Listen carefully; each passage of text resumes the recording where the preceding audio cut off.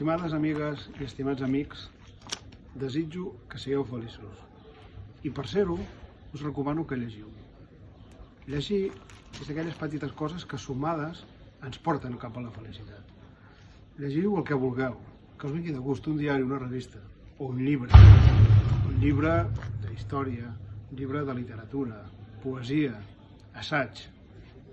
Llegir en aquests dies terribles que vivim confinats a casa nostra ens obre les portes per viatjar cap al món i cap a tot l'univers. I si per llegir escolliu el llibre que he escrit jo, El conseller, desitjo que us ho passeu també llegint-lo com jo m'he passat escrivint-lo.